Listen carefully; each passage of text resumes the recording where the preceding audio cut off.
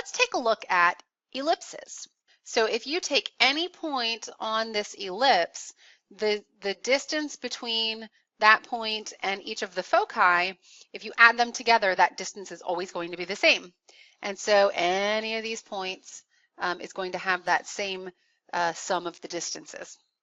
And so that is what makes this an ellipse. Okay, and so there's some pieces to an ellipse that we need to look at.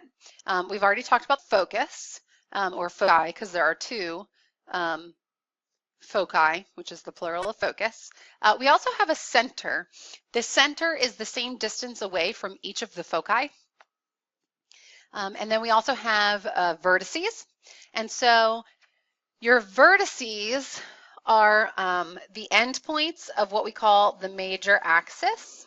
And so along that line, where your major axis is, lie the foci, which are equidistant from the vertices. Okay, so this focus is the same distance away from this vertex as this focus is from this vertex. And that is a horrible looking bracket, but that's okay. And then also each of the foci are the same distance away from the center. So the major axis is where you have the longer part of the ellipse that goes through the center. And then you have a minor axis, and that's this piece. Okay, so the major and the minor axes are perpendicular to each other. And you can have horizontal or vertical ellipses, and we'll talk about that in just a minute. So if we take a look at the standard equation of an ellipse, it should look pretty familiar. The x minus h quantity squared, that is very similar to the circle. That is the same, that piece is part of the circle as well, the equation of a circle. And then we have y minus k quantity squared. Again, that's the same as a circle, and the center is hk. So all of that is the same as when we're finding the equation of a circle. The difference here is that we're dividing by some number squared, and those numbers tell us some information about the axes. See, in a circle, we're not dividing by anything, or we're dividing by exactly the same thing. And so that's what makes it a circle. But here we have an ellipse. And so the major axis is found by finding 2 times a, where a is the larger number. Okay, and then the minor axis is found with using 2b, where b is between 0 and a. So if your larger number is the denominator of the x minus h quantity squared, then you have a horizontal major axis like the previous ones that we just looked at. If your larger number, your a squared, is below the y minus k quantity squared, then we have a vertical ellipse, so it's going up and down. The longer part is vertical. Now, the foci lie on that major axis, and they are c units from the center. And so we can find c by this formula, c squared equals a squared minus b squared. So if we have our equation, we can just plug in our a squared and our b squared to find out how many units away the foci are from that center. And if we have the centers at the origin, then we just don't have the h and k involved in the equation, because h is 0 and k is 0. All right, so let's take a look at a diagram here. We have, here is your horizontal. Notice that your a squared is under your x minus h quantity squared. And then here we have a major axis that is vertical, and there the a squared is the denominator of the y minus k quantity squared. All right, so let's try this out, okay? Example number 1.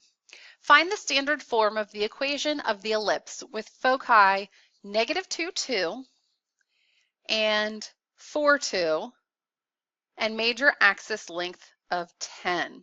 Okay, so the first thing I like to do is, I know we're trying to find the equation But I also like to draw my picture so I can visualize what's going on here. And so I know that one of the foci is in quadrant 2 and the other one's in quadrant 1. And so I'm just going to draw my coordinate plane here, and I'm going to kind of approximate where those values are going to be. So there's the first focus, and the second focus will be somewhere around there. So there's my 2 foci. Okay, and so I know that my major axis has a length of 10. Okay, well, I know I'm going to have a horizontal major axis because my foci are horizontal with each other.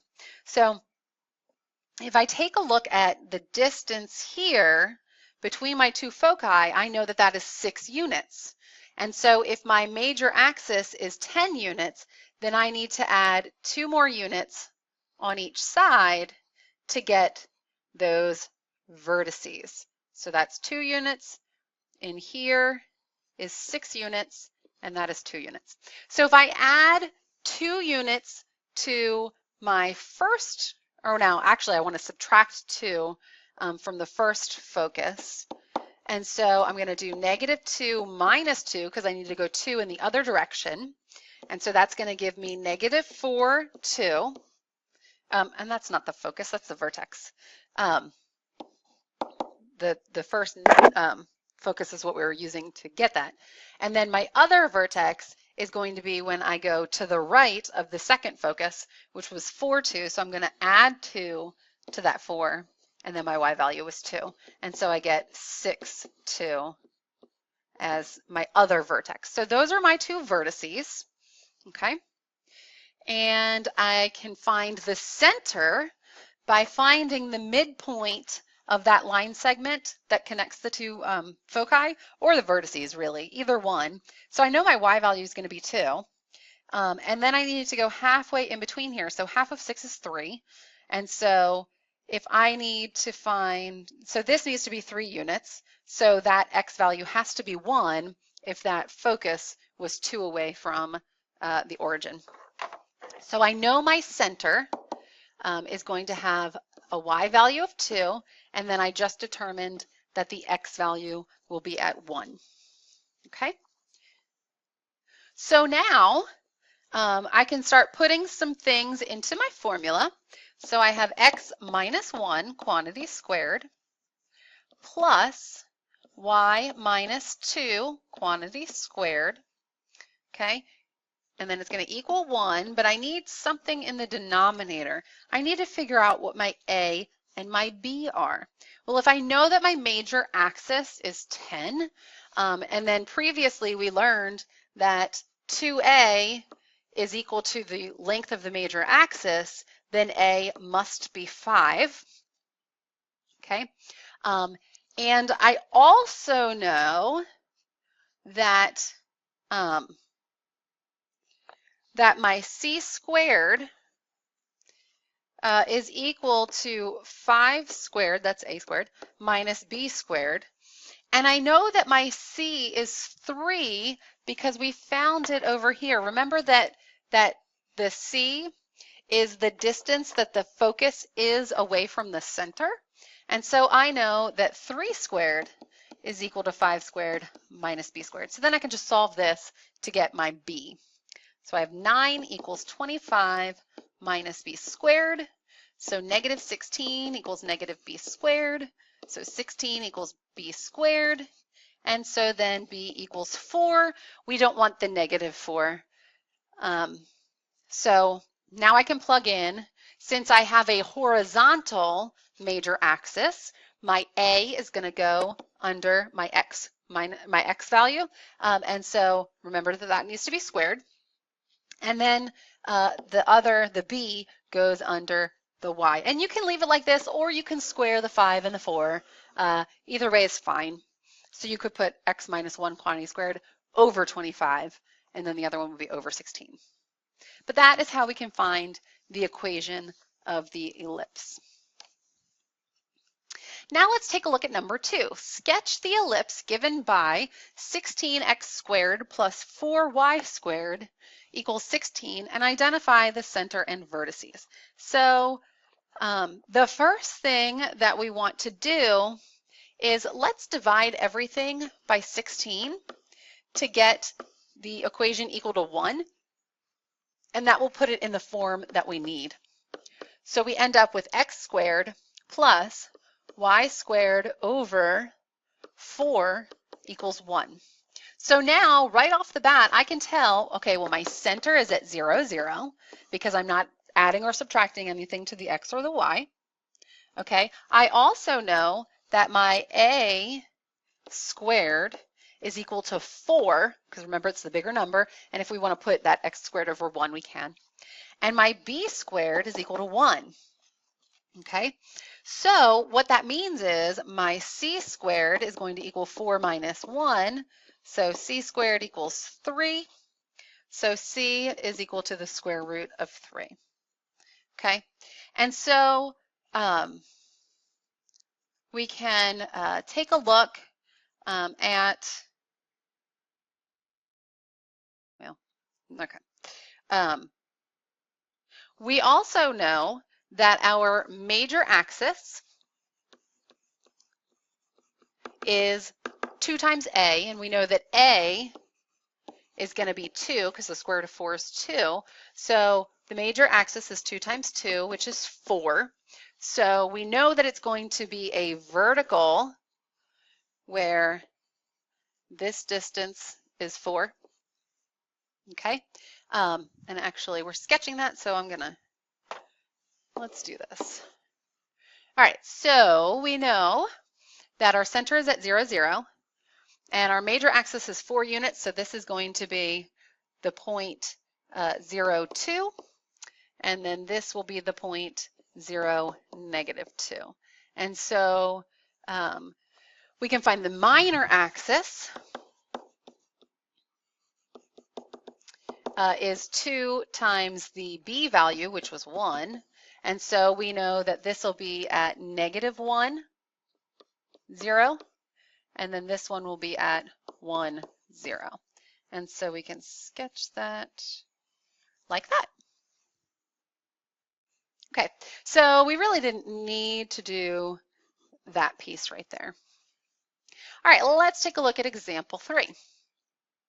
Graph the ellipse given by 16x squared plus 25y squared minus 32x minus 50y plus 16 equals 0. So the first thing we need to do is take a look at completing the square. Okay, so I'm going to do my 16x squared, and I'm going to put my negative 32x with that, and I'm going to put the 16 with that too. And then I'm going to treat that like 1 unit. And then I'm going to take my 25y squared minus my 50y, and then we're going to add something to that, and that's going to equal 0. So notice that I just moved the 16 over with the x's, and here I can factor out a 16. So we get x squared minus 2x plus 1. And then in this one, I'm going to factor out a 25. So I have y squared minus 2y. And so if I add 1 there, that's going to let that be a perfect square. And so since I am really essentially adding 25, I need to add 25 to the right-hand side as well. All right, so then that becomes 16 times x minus 1 quantity squared plus 25 times y minus 1 quantity squared equals 25. Now I need the whole thing to equal 0, so I'm going to divide everything by 25. So I get 16 25ths times x minus 1 squared plus y minus 1 quantity squared equals 1. Now I'm not quite in the form of an ellipse. I need to have that x minus 1 quantity squared being divided by something with nothing in front of it. So we need to put it in the form where there's no coefficient of the x minus 1 quantity squared. So what we can actually do is if we want to divide by this, we could actually rewrite it as x minus 1 quantity squared over 25/16, because that's actually the same thing if we were to get rid of this 16, then we could multiply the denominator and the numerator by 16, and so then those would cancel out. And then we're back to where we started. And so that's why we can rewrite it that way. And that will just help us find the a value. All right, so then we have our y minus 1 quantity squared, and that's just over 1. So we know that our a our a squared is 25 over 16, which means that a is going to be 5 over 4. And we know that our b is going to be 1. And so that tells us that since a is under the x value, we know we have a horizontal ellipse. And so then we can also figure out what our c is. And our c squared is going to be that 25/16 minus 1, which is just 9/16. So that makes c 3/4. So the distance from the center to the foci is 3/4 units. All right, so let's take a look at graphing this. And so I'm going to make every 4 boxes 1 unit. And so then that's 1 and 2 and 3. Okay, so now we can see that our center is the point 1, 1. We can tell that from our equation now. So there's the center. We know that the major axis is going to be 2 times the a value, which was 5/4, which gives us 5/2, which is 2.5 units long. And so we know that we need to go half of that, which is 1 1/4 units away in both directions. So there's 1 1/4. Okay, and so those are my vertices. And so this is going to be the point 2 1/4, 1. And then this will be negative 1/4, 1. So those are my vertices.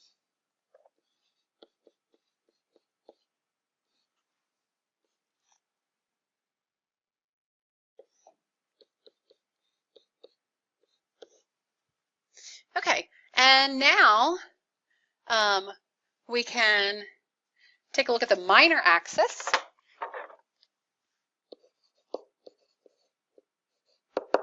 And that's going to be 2 times 1. So we're going to go 1 unit down and 1 unit up from our center. And so we know that it's going to look something like this.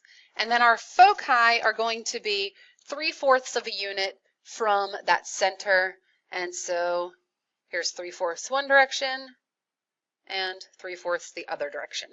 So our foci are at 1/4, 1, and 1 3/4, 1.